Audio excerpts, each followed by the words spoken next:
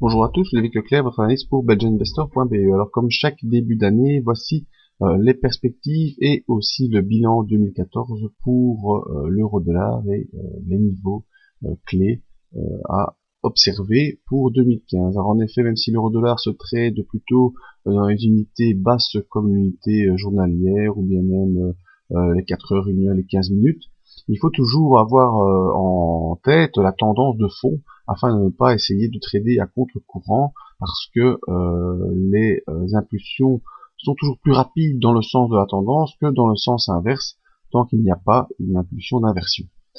Donc nous allons voir un peu ce qu'a fait l'euro-dollar, mais ça vous savez déjà, courant 2014. Début de l'année, on était revenu sur une zone de support-résistance ici située proche des, si vous voyez, donc vraiment début d'année, une zone proche des 1,40, on est à 1,3866 pour le mois d'avril, et puis bien on est venu faire une accélération baissière assez puissante depuis le mois de mai, et tout ça de manière constante jusqu'à la fin d'année. Encore ici début du mois de janvier, eh bien même si on a eu qu'une ou deux séances qui se sont produites, eh bien ce sont des séances qui sont également baissières.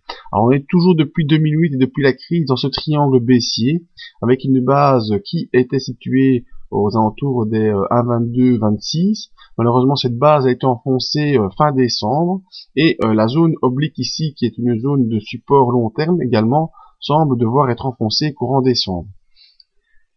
Dans les mauvais signaux, ou en tout cas dans les signaux baissiers, on a une ouverture des bandes de Bollinger. On a déjà 1, 2, 3, 4, c'est déjà quasiment la 5e sortie ici de bandes de Bollinger pour l'instant. Preuve que cette accélération baissière est très puissante et semble devoir se poursuivre. On est sous les moyennes mobiles et on sort complètement du triangle. Alors cette petite bougie noire ici n'est pas vraiment significative parce que nous sommes dans une unité de temps mensuelle et que c'est la première journée du mois de janvier qui était baissière, en tout cas les 2 premières journées. Et donc pour l'instant c'est pas vraiment significatif. Il faudra attendre la fin du mois de janvier pour voir si cette bougie noire est toujours présente et si on fait une clôture sous la ligne turquoise. Alors je vous ai déjà fait le petit calcul en dessous. Si on clôture le mois de janvier en dessous de cette ligne turquoise, de cette ligne rouge, en dehors une nouvelle fois des bandes de Bollinger, eh bien le potentiel baissier il est là. Qu'est-ce que c'est? C'est la hauteur du triangle reportée sous la base. La hauteur du triangle, elle fait 0,3533.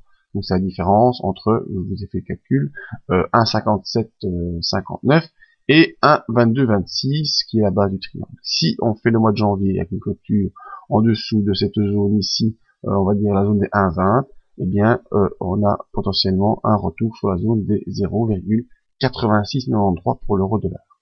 Ça c'est techniquement parlant ce qui pourrait se produire.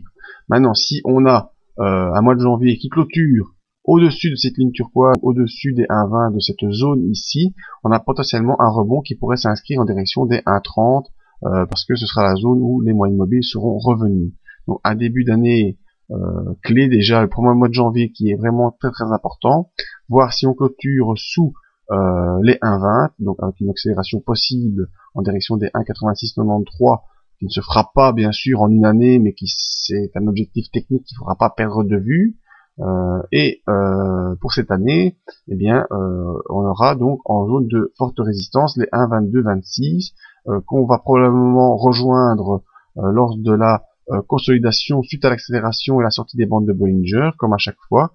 Donc vous savez, on a une sortie des bandes de Bollinger, ensuite une petite phase de consolidation, souvent c'est une latéralisation avant de reprendre une nouvelle accélération baissière, dans le sens de la sortie donc. Si on a un mois de janvier en rebond au-dessus des 1,22-26, eh bien on pourra viser la zone des 1,30 en forme de pullback.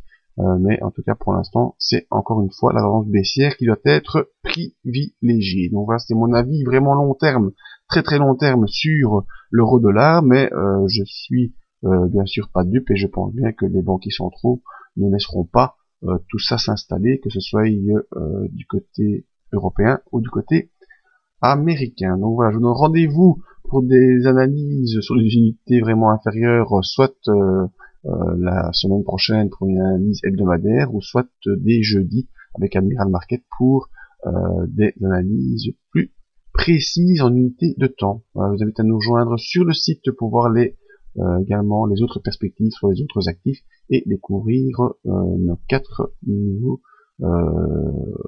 axes sur le site. Merci à tous, à bientôt.